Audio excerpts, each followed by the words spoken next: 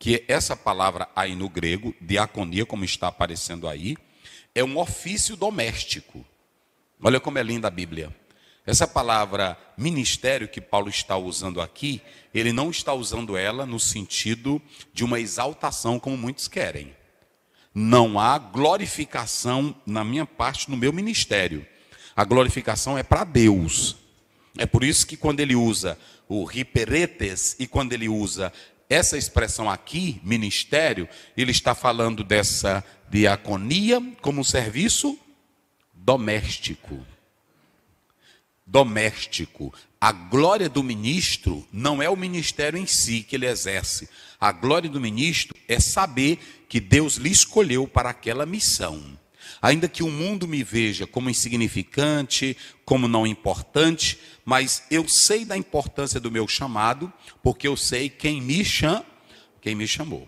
E é muito importante que, nesse primeiro ponto, eu coloco aqui o assunto do ministério de Paulo, que vai de 1 a 15. A glória.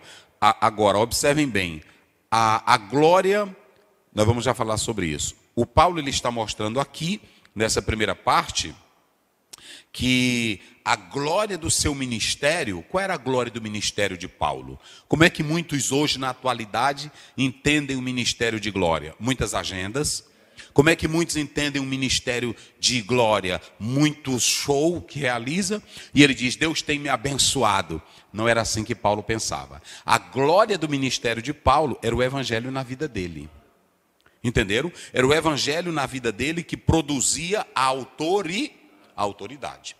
Prestem bem atenção uma coisa, eu tenho falado aqui, e eu nasci na Assembleia de Deus, e a gente até faz manhã pentecostal, manhã de avivamento, manhã de renovação. Agora, eu gostei disso aqui, renovando cotidianamente o homem interior. Mas como é que se renova o homem interior? Como é que se renova esse homem espiritual dentro de nós? Como é que começa o verso 1 do capítulo 4? Pelo que tendo este ministério... Pelo que tendo esse serviço doméstico, que ele está dizendo aqui, eu sou como um servidor doméstico, eu sou... Rapaz, é linda a Bíblia. Eu não sei por que nós queremos ter espírito de grandeza, de arrogância, de prepotência, quando o próprio Paulo, ele se colocava como apenas o dispenseiro da dispensa da casa. Ele não é o dono da casa, ele é apenas que cuida da... Nem ele bota nada na dispensa. Tu não bota nada na igreja, tu não bota cura, tu não bota nada. A única coisa é que tu roga ao Pai, que é o dono da dispensa. E ele se vê apenas como um doméstico. Essa mesma linguagem ele vai usar, cuidai dos domésticos da fé. Então Paulo, ele não tem uma glória, gente, exorbitante, para dizer, eu sou tal aqui. Não, ele mostra o evangelho na vida dele. Aí vamos lá, como é que ele diz? Pelo que tendo este ministério, segundo a misericórdia que nos foi feita, não desfalecemos. Parei. Olha a humildade de Paulo. Pela miséria, ele sabia que ele nem era digno desse evangelho e deste ministério. Rapaz, mas como é lindo isso aqui. Ele sabia conscientemente que ele não era digno do evangelho e nem do ministério. Agora ele diz assim, pela misericórdia de Deus. Entendeu? Ou seja, Deus vai tornar essa graça na vida de Paulo por meio do seu ministério. O ministério de Paulo vai ser sustentado pelo quê? Pela graça. É tanto uma graça, ele recebeu o privilégio para entrar no ministério, como também ele vai receber a graça para viver no ministério. É por isso que é lindo a Bíblia. Agora, vem a pergunta, quando você lê do capítulo 4, 1 a 15, tudo Paulo está falando do evangelho. O evangelho, gente, eu já preguei aqui várias vezes, o evangelho não é livro, o evangelho é o angelion, não é livro, é o angelion, é a própria pessoa de Jesus Cristo. Então, quando você lê isso aqui, quando Paulo diz, esse poder habita nesse vaso ele está falando que o evangelho, o próprio Cristo é quem estava nele, lhe sustentando.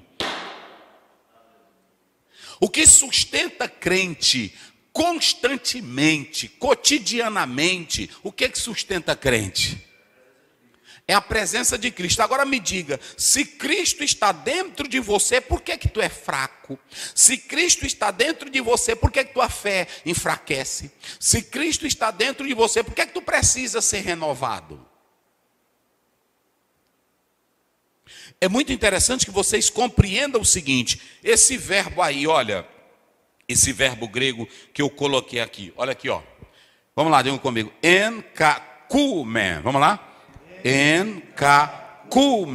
Como é que diz? Enkakumen. Sabe o que essa palavra aí quer dizer? Na nossa tradução é desânimo, mas aqui é não está esgotado, não se desesperar, não se cansar. Olha o que ele diz, como é que ele começa? Que nos foi feita, não desfalecemos. Lê o versículo. Pelo que tendo este ministério, segundo a misericórdia que nos foi feita, não desfalecemos. Pronto. O que ele tinha no ministério dele? O que ele tinha na vida dele? O que ele tinha na pregação dele? O que ele tinha?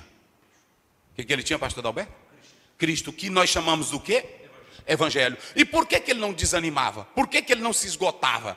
Lutas, perseguições, cadeias, tribulações, críticas de todos os lados. Inclusive, quando Deus o chamou, em Atos 9,15, ele disse, vai, porque tu serás um vaso escolhido para sofrer pelo meu. Mas por que Paulo não tinha esgotamento físico? Por que Paulo não tinha esgotamento espiritual? Por que Paulo não tinha esgotamento de renovação? Tem ministro que anda com essa agora. Bota para cá, Caio. Tem ministro que anda com essa agora. Eu estou esgotado, eu estou acabado, é um peso para mim, a igreja está me acabando. Olha, gente, me tratem bem. E por que Paulo não andava com essa baboseira? Ele diz claramente aqui, ó, enkakumen, ele está dizendo, sabe por que eu não fico desanimado? Sabe por que eu não fico esgotado? Sabe por que eu não me acabo? Porque o poder de Deus, de Cristo, do Evangelho, habita em minha vida. Eita, glória a Deus. Domina o homem interior, né, pastor? Domina o homem interior. E se esse evangelho está dentro de você, te dominando, onde é que tu vai ter esgotamento espiritual?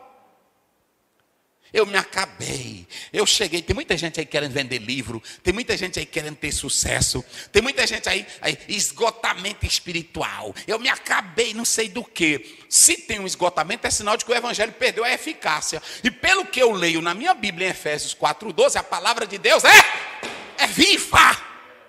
E é o que mais? Então, se a palavra perdeu a eficácia e tu está esgotado, é sinal de que a palavra não teve a eficácia.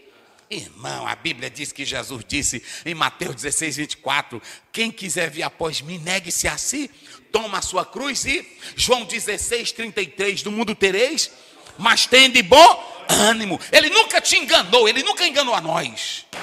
Ele disse que nós passaremos por lutas e o que mais? Agora ele está dizendo, sabe por que eu não vou ler o verso 2? Lê o verso 2, vamos lá. Antes rejeitamos as coisas que por vergonha se ocultam, não andando com astúcia, nem falsificando a palavra de Deus. E assim nos recomendamos à consciência de todo homem, na presença de Deus, pela manifestação da verdade. Pronto. Aí se vocês analisarem, Paulo ele está mostrando aqui claramente para nós que o evangelho é o poder de... Não está em Romanos 1,16? Eu não me envergonho do... Porque o evangelho é o quê? E esse evangelho como poder de Deus é o quê? Fala de quê, hein?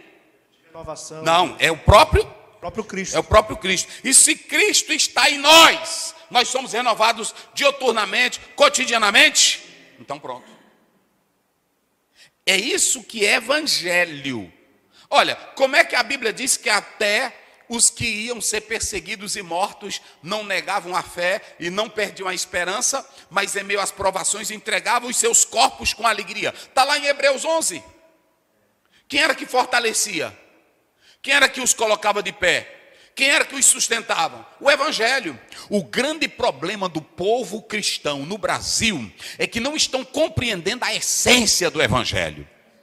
A essência, povo de Deus, olha para cá, povo de Deus, verdade de Deus para o Brasil. Se nós quisermos um evangelho de verdade, se nós quisermos uma crença de verdade, é se voltar para o evangelho como Cristo ensinou. Jesus não anda atrás de brincalhões da fé, Jesus não anda atrás de fulião da fé, Jesus não anda atrás de farofeiros da fé, ele anda atrás de pessoas que assumam compromisso de viver com ele até a morte.